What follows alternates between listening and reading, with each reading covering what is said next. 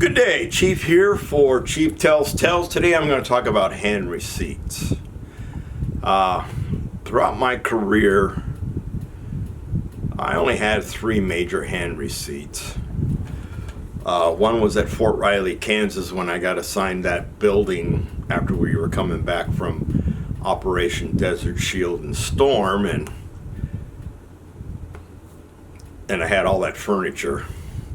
And I was a little panicked because there I was, only an E5, a buck sergeant, and I felt like, oh my goodness, something's been missing. So I almost went through the building on a daily basis counting that furniture. Nothing ever got stolen, nothing got misplaced or dislodged or anything. And I couldn't wait until somebody took that hand receipt off of me. That was my lowest price since it was only furniture and the building. I think I was signed for the building too, which was kind of odd. But other hand receipts there at Fort Riley, because in the 2 companies I served in, I was assigned to Humvee, so therefore when you get assigned to Humvee, you get signed for the Humvee and then all the equipment that it comes along with it. You know, a shovel, and I can't remember what I used to have. Very little tools, because you're not supposed to operate on the vehicle yourself.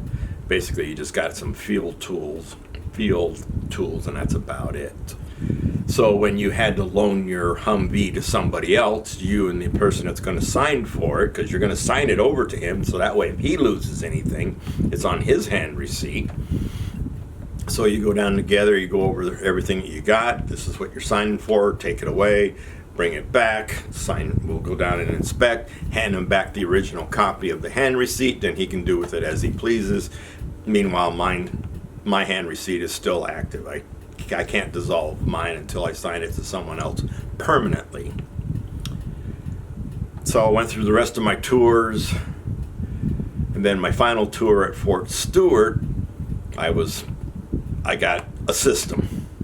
6 positions, 6 set of the same thing, came in 2 crates each, and a bunch of wires, because when we took it to the field, of course, it had to be secure because we put it in expando vans. You know, expando vans are 5-ton trucks. It's got this, not really a trailer house, but like a hut on the back that expands out, so it doubles the width of the truck itself, and we would set 6 positions in there. And I wasn't assigned for the truck because that was somebody else's hand receipt, the driver of that truck. The truck I had while I was at Fort Stewart was the 5-ton that carried the cargo trailer. So that one was mine, plus these 6 systems. That was a lot of money too. But as I said, when you're the hand receipt holder, I didn't panic too much, because it's not like some of this stuff was going to walk away, because if the systems don't work, that means something is missing, because I had just enough to run the systems. But the headache is when you got a change of command. Guess what? I got to tear apart all my systems, lay them out in a set, so the company commander can come down and go 1, 2, 3, 4, 5, 6 of those, check it off. Because overall, the company commander is signed for everything assigned to his company. All the trucks, all the systems. That's why you don't want to be a company commander. You're signed for everything. So if someone drives a truck off a cliff, not all of it's going to be a write-off, but you could share the costs. I've seen trucks and vehicles get damaged, and nothing devaluates. So, for an example, this piece of equipment cost $35 when it was first manufactured. It still costs $35 10 years down the road if it's still functional. Nothing devaluates in cost, so there's no fair wear and tear, and over the years it's not as important as it used to be. No, it still remains the same price. And of course, you know, the government has to pay more because manufacturers, that's how they make their money, which is a whole nother topic. So when I had the 6 systems at Fort Stewart, and I got tired of my troops just pulling all 6 pieces and throwing them all together in the same box, and I'm like, no, let's keep cables with the system. So I labeled everything. Excuse me. I labeled everything.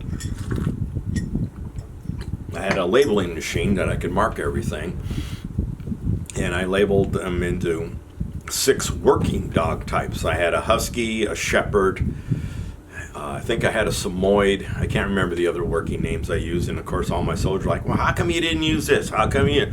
Look, I'm signed for it. When you get signed for it, you can rename everything if you so desire. But like I said, having a hand receipt is a blessing and a curse, because... And then also there's the 10%. Because every month, the company, the battalion, the brigade, the division has to account for 10% of their stuff. And it's a random list. So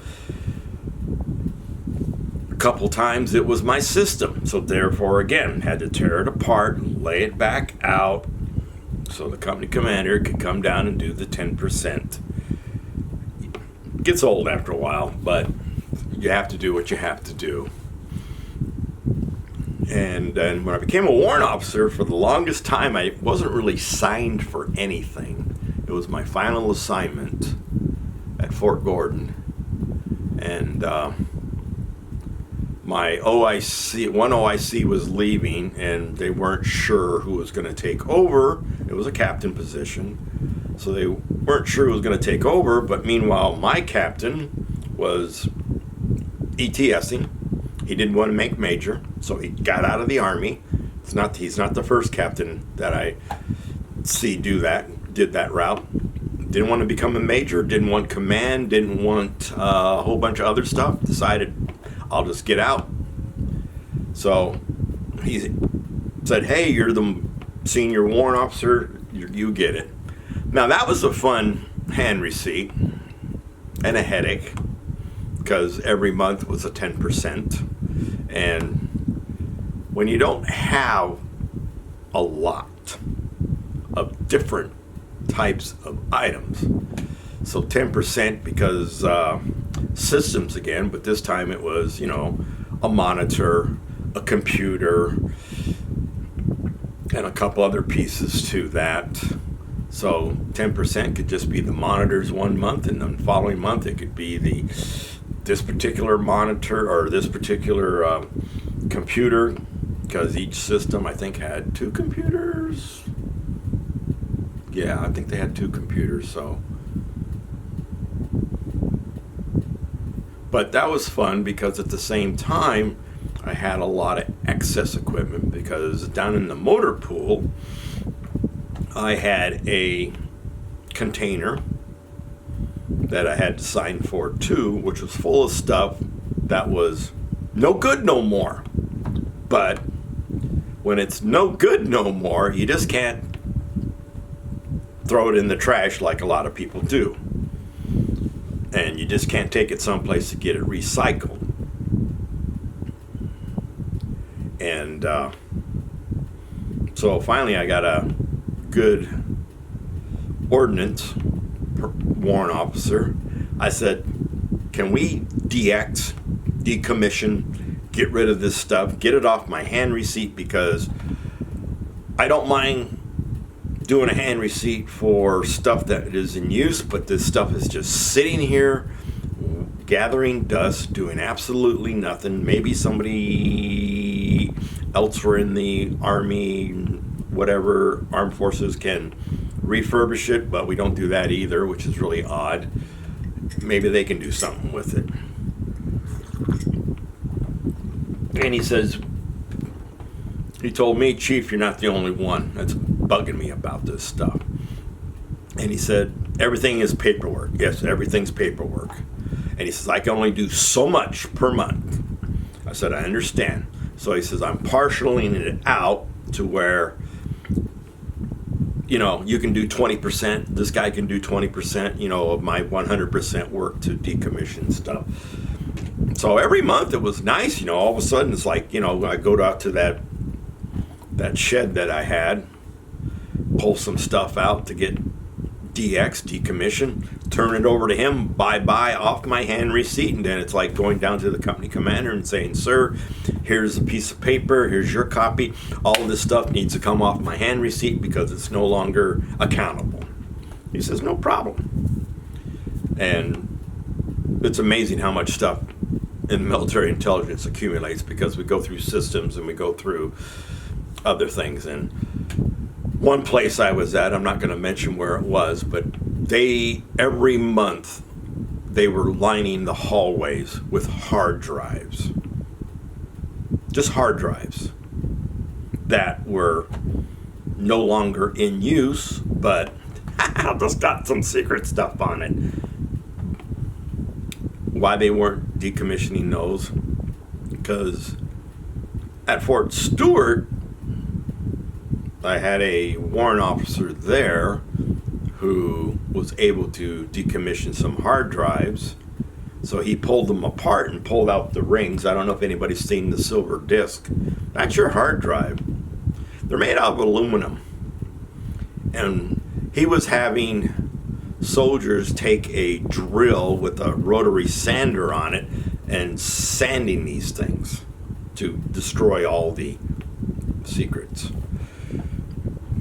I said, I think I got a solution to your problem, because we had a burn barrel, because occasionally we would accumulate enough paper that we just couldn't throw in the trash, so we'd have to call the fire department, say, we're going to burn trash today, and they knew what trash we were burning, so don't come over with your engines blazing because you see smoke in the distance. So we had a rod that we put on the edge of the 55-gallon drum, and these are discs with a big hole in them, so we put them on this rod, so they were above the flame. And then of course we were sitting there throwing stuff, and you just don't throw books do not burn. You have to have a lot of air between paper, so you're crumbling paper, ripping paper, and plus we had some hunks of wood and stuff like that. And of course, anybody that's ever done a burn barrel in the military knows that it can get pretty hot. And so we looked over, and these discs, they're round. All of a sudden they just started drooping like a teardrop, and eventually they would just melt and fall into the fire. And warrant officer came out and he goes, well, where are those discs? They're in there. He's like, what? He says, yeah, you should have seen them melt. They melted off this rod here. And he's like, oh yeah, they're destroyed now. So that's it about hand receipts. Pain in the butt. I mean, you panic if someone tries to take something because occasionally something breaks down and you got to get it repaired, and paperwork because you got to show where it's at. So if it goes to a repair shop for 3 months, you just can't tell the company commander, oh yeah, it's at a repair shop. No, I need to see the hand receipt. I need to see the paperwork saying it's at a repair shop. So hand receipts can be a blessing, plus it's a check mark because you did something really awesome, as long as you didn't lose or break anything. It looks good on your record. Yeah. So this is Chief out. Hand receipts. I'm still thinking of more topics to talk about. I got a list up here. I talked about my injuries, and that's it. So freedom's not free. 2024, can't wait for it to end. Hate to say that, but too much going on. It needs to stop. The madness needs to stop. Chief out.